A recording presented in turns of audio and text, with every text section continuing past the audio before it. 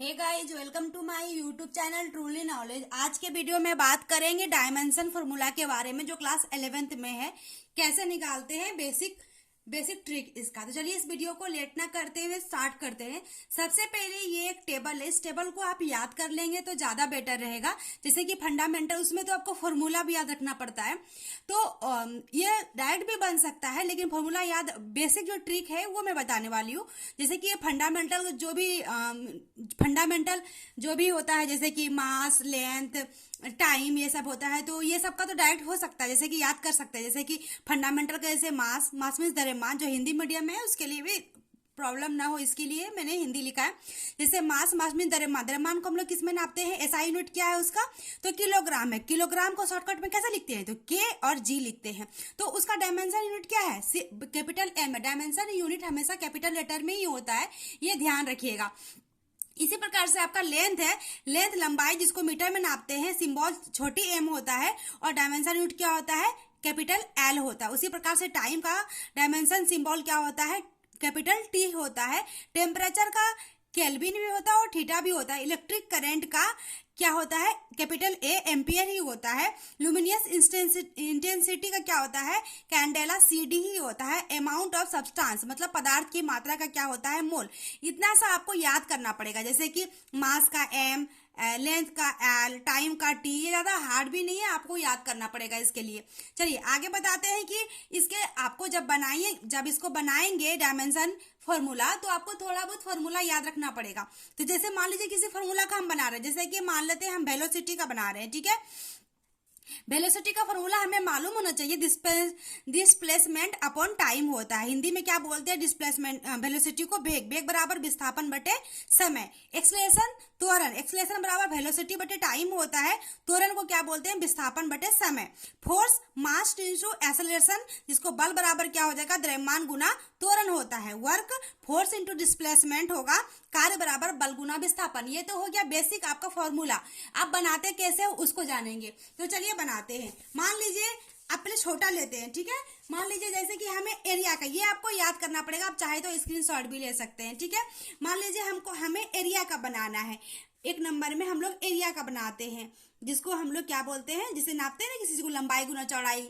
तो वही एरिया को क्या हो जाएगा, लेंथ इंटू ब्रेथ। इसका फॉर्मूला क्या हो जाता है, लेंथ इंटू ब्रेथ होता है ना, मतलब लंबाई गुना चौड़ाई। तो ब्रेथ का क्या होगा, जैसे लेंथ को तो हम लोग लेंथ ही लिख सकते हैं, लेंथ को हम लोग क्या लिखेंगे, लेंथ ही लिखेंगे, और ब्रेथ को भी हम लोग क्या लिखेंगे, लेंथ ही लिखेंगे। तो ब्रेथ का ये एरिया ए बराबर निकल रहा है, तो अगर हम लोग इसका डायमेंशन यूनिट निकालेंगे ए बराबर, तो एल लेंथ। अब देखिए लेंथ का अगर हमें याद है, मतलब छोटा छोटा तो याद रखना पड़ेगा, जैसे एम का एम अभी हमने बताया।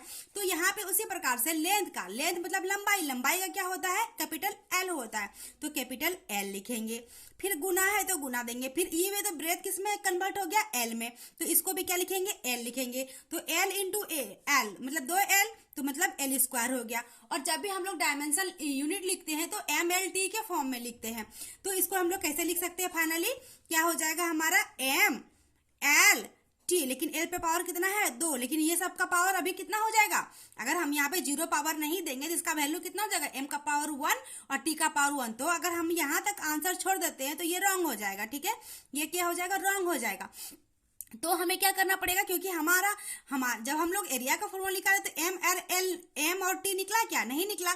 तो एम के पावर 0 और टी के पावर क्या करना पड़ेगा, 0 देना पड़ेगा। एम का पावर 0, एल का पावर 2 और टी का पावर 0, ये हो गया। मान लीजिए थोड़ा सा बड़ा निकालते हैं फॉर्मूला।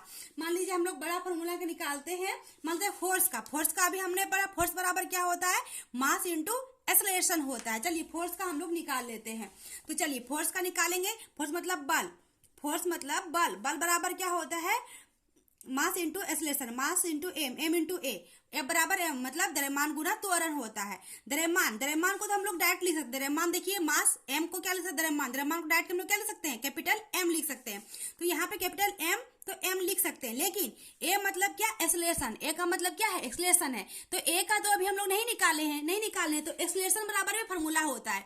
एक्सेलरेशन बराबर क्या होता है, देखिए एक्सेलरेशन बराबर मैंने लिखा है यहाँ, वेलोसिटी अपॉन क्या होता है, टाइम होता है। तो ए को भी पहले तोड़ना पड़ेगा, मतलब अभी डायरेक्ट तो हम इसका नहीं बना सकते हैं। तो एक्सेलरेशन बराबर क्या हो जाएगा हमारा, वेलोसिटी देख लीजिए, अभी हमने लिखा एक्सेलरेशन बराबर वेलोसिटी अपॉन क्या है, टाइम। तो वेलोसिटी अपॉन क्या हो जाएगा, टाइम। अब तो वेलोसिटी का भी डायरेक्ट नहीं है, देखिए इस टेबल में है क्या वेलोसिटी का, नहीं है ना, तो वेलोसिटी को भी हमें तोड़ना पड़ेगा। तो चलिए, तो m को तो m इसका तो निकल ही गया, चलो m को m लिख देते हैं। मल्टीप्लाई है तो मल्टीप्लाई। वेलोसिटी, वेलोसिटी का फॉर्मूला एक पहले मैंने लिखा है, डिस्प्लेसमेंट अपॉन टाइम, वेग बराबर विस्थापन बटे समय। तो डिस्प्लेसमेंट अपॉन टाइम हो जाएगा, तो वेलोसिटी की जगह पे क्या हो जाएगा, डिस्प्लेसमेंट अपॉन टाइम। तो चलिए लिख देते हैं displacement upon time, displacement upon time. और एक टाइम तो हमारा इस एक्सप्रेशन का क्या है, बटे टाइम, वेलोसिटी अपॉन टाइम, तो ये टाइम तो रह ही गया ना, तो बटे क्या हो जाएगा, टाइम, तो ये रहेगा ही। चलिए, डिस्प्लेसमेंट मतलब क्या हो जाता है, डिस्प्लेसमेंट मतलब हो जाता है, डिस्प्लेसमेंट मतलब हो जाता है लेंथ, डिस्प्लेसमेंट मतलब क्या हो जाता है, लेंथ।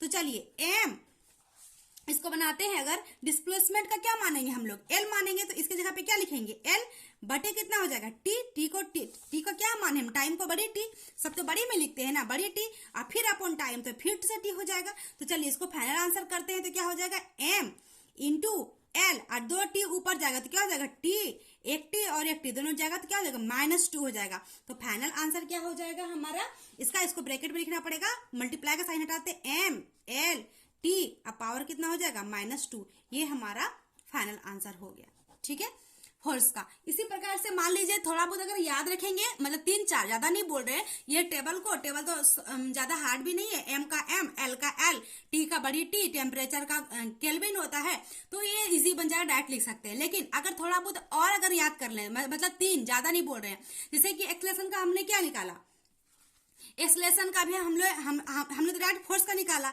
एक्सेलरेशन नहीं निकाले हैं, तो एक्सेलरेशन का हम मान लीजिए हम निकालेंगे या फिर याद रखेंगे। चलिए एक निकाल के ही देख लेते हैं एक्सेलरेशन का। तो उसके लिए क्या हो जाएगा, एक्सेलरेशन का निकालने के लिए हमें क्या करना पड़ेगा, मान लीजिए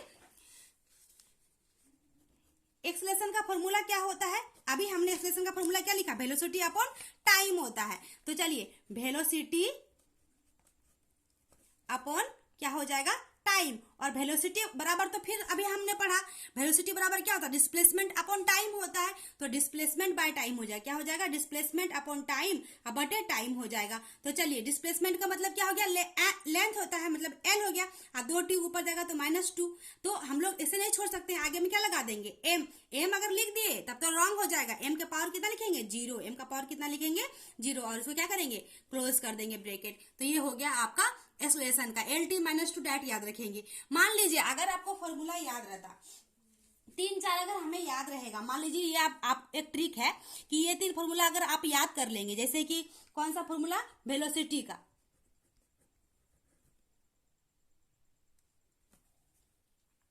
अगर हम वेलोसिटी का फॉर्मूला याद कर लेंगे, एल टी -1, और जैसे कि एक्सेलरेशन का भी क्या निकल गया हमारा, एक्सेलरेशन का क्या निकल गया हमारा, एल टी -2, एम का तो वैल्यू नहीं है तो नहीं लिखेंगे, कोई दिक्कत नहीं है, एक्सेलरेशन का नहीं निकल गया। और फोर्स का भी हमने क्या निकाला, फोर्स का हम लोग क्या निकाले अभी, फोर्स का देखिए आप चेक कर सकते हैं, फोर्स का भी हमने क्या निकाला, एम एल टी -2, ये लिखे ना, तो एम एल टी -2। अगर ये 3 फॉर्मूला हम लोग याद कर लें, और इस टेबल जो मैंने टेबल दिया, ये टेबल को याद कर लें, ठीक है, तो हमारा सब सारा मतलब बहुत इजी निकल जाएगा। देखिए कैसे इजी निकलता है, एक एग्जांपल देके भी समझा देते हैं। मान लीजिए हम निकाल देते हैं किसी और क्वेश्चन का, मान लीजिए वर्क बराबर क्या निकाल देते हैं, वर्क बराबर क्या फॉर्मूला होता है, फोर्स इंटू डिस्प्लेसमेंट, क्या होता है, फोर्स इंटू डिस्प्लेसमेंट। मैंने अभी लिखा भी है वर्क बराबर क्या होता है, फोर्स इंटू डिस्प्लेसमेंट,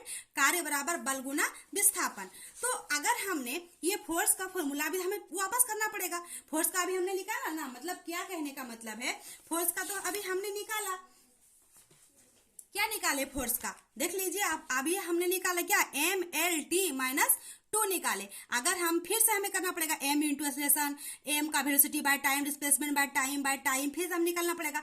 तो हमने क्या बोला, फोर्स का एम एल टी -2, अगर डायरेक्ट हमें याद रखेंगे, 2 ज्यादा याद करने बोले ही नहीं, 1 2 3 अगर याद कर ले तो हमें डायरेक्ट बन जाएगा। देखिए फोर्स का क्या हो जाएगा, ज्यादातर यही आता है, इसके लिए बोल रहे, फोर्स का क्या लिख सकते हैं डायरेक्ट यहाँ पे, एम एल टी -2 लिख सकते हैं। और डिस्प्लेसमेंट का क्या होता है, डिस्प्लेसमेंट मल्टीप्लाई है तो मल्टीप्लाई, डिस्प्लेसमेंट मतलब क्या होता है, अभी हमने बोला लेंथ का क्या होता है, डायरेक्ट लिख देंगे एल।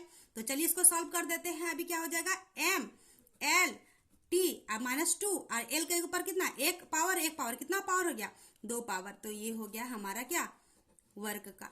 ठीक है, चलिए एक बच्चे लोगों को कंफ्यूजन होता है कि हम केल्विन का टेम्परेचर कैसे निकालेंगे। जैसे कि टेम्परेचर का डायरेक्ट यहाँ पे दे दिए, के लिख सकते हैं। तो ठीक है, अगर हम एमएलटी का फॉर्म में लिखेंगे तो कैसे लिखेंगे, मान लीजिए टेम्परेचर क्या निकाल रहे हैं, टेम्परेचर का निकाल रहे हैं। टेम्परेचर बराबर टेम्परेचर किस में नापते हैं हम लोग, के में नापते हैं। तो हमारा फॉर्मूला किस में होता है, एमएलटी के फॉर्म में होता है। तो एम एल टी और के का पावर कितना देना पड़ेगा, 1, मतलब m का पावर 0, l का पावर 0 और t का पावर भी 0 और k का पावर कितना हो जाएगा, 1 हो जाएगा। यही हमारा टेम्परेचर का हो जाएगा। ठीक है, तो मतलब 0 पावर, अगर कुछ नहीं है तो पावर हमें लिखना पड़ जाएगा 0। अगर पहले से है, जैसे कि इसमें m है ऑलरेडी, फोर्स का यहाँ पे हमने लिखा है m, तो m का पावर हम लोग एक लिख भी सकते हैं और नहीं भी लिख सकते हैं, कोई दिक्कत नहीं है। लेकिन अगर पहले से पावर नहीं है और हम उसमें ऐड कर रहे हैं, एमएलटी के फॉर्म में लिख रहे हैं, तो हमें ये इसमें दिखाना पड़ेगा कि 0 पावर दे के दिखाना पड़ेगा। तो ये था बेसिक ट्रिक डायमेंशन फार्मूला का। अगर हमारी ये वीडियो अच्छी लगी हो, लाइक, सब्सक्राइब और शेयर जरूर करें। Thank you.